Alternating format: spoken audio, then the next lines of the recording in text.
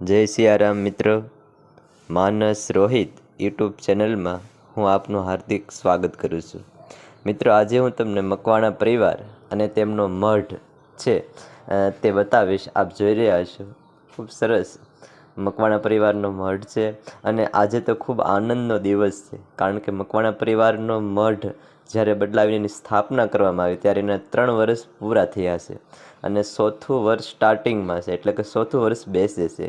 તો આ શુભ દિવસે અને પવિત્ર શ્રાવણ માસમાં પાછો એનો પણ રાજીપો છે. તો આજના દિવસે મકવાણા પરિવારના મઢને આંગણે સત્યનારાયણની કથાનું આયોજન કરેલું છે અને પરિવારનું એક સાથે સાંજનું ભોજનનું પણ આયોજન કરેલું છે. ખૂબ સરસ આયોજન છે મિત્રો. હું તમને આજે તેમનો મઢ બતાવીશ. આપ જોઈ રહ્યા છો, ખૂબ સરસ માં કુબાવાળા મેરડીમાં અને ગેલિયમ્બેમાં આની મૂર્તિ અને એની તસવીર પણ પધરાવેલી છે. આપ જોઈ રહ્યા છો. આવા રૂડા આયોજને ખૂબ સારામાં સારું આયોજન, માતાજીનો ખૂબ સારો શણગાર અને કુટુંબમાં પણ એક સારી ભાવના જોવા મળી રહી છે. તો આવા રૂડો અવસરે હું આપને આજે મકવાણા પરિવાર, એના મઢ વિશે અને તેમના પરિવારના રૂડા સભ્યો વિશે, તેમના તમામ કુટુંબીજનો વિશે આજે તમને વિડીયો બતાવીશ. તો જય માતાજી, જય ગેલિયમ્બેમાં, જય કુબાવાળા મેરડીમાં. આડી અમે તારી રે દયાથી દગના માંડતા રે, રાખજે રાખજે મોગલ યમની લાજ, મચ્છરાળી મોગલ માવડી રે, એ મચ્છરાળી મોગલ માવડી રે.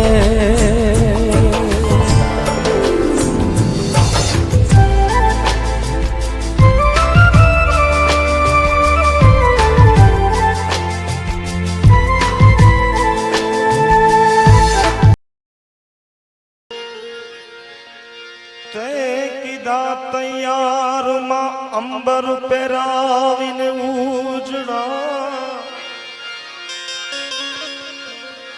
તે કીધા તૈયારમાં એ ભગવતી અંબર પહેરાવીને ઉજળા,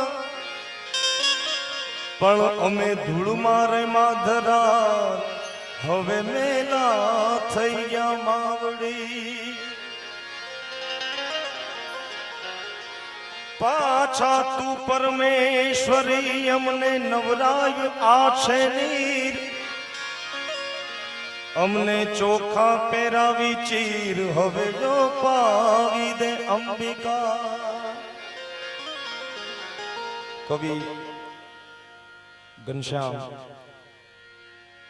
ગુજરાતમાં ચારણિયાના રહેવાસી, એમણે લખ્યું છે, તે કીધા તૈયાર અમને અંબર પહેરાવી ઉજળા, પણ અમે ધૂળમાં રહીમાં ધરાર હવે મેલા થઈ ગયા માવડી. એનો જવાબ શેખડિયાના કવિ આલ એને લખ્યો, પાછા તું પરમેશ્વરી નવરાય આ છે ની, હે માં કામ ક્રોધ મદ લોભ એ તો સાવ બેઠે ઘણા એવા દુર્ગુણ છે, પણ એથી ઘણા દુર્ગુણમાં અમે મેલા થઈ ગયા છે. પાછા તું પરમેશ્વરી નવરાય આ છે ની, હવે ચોખા પહેરાવી ચીર અમને રોપાવી દે અંબિકા. એવી ભગવતીના ચરણોમાં બજાડી ભેડિયા વાળી, બજાડી ભેડિયા વાળી ભવાની બેન આવે છે. બજાડી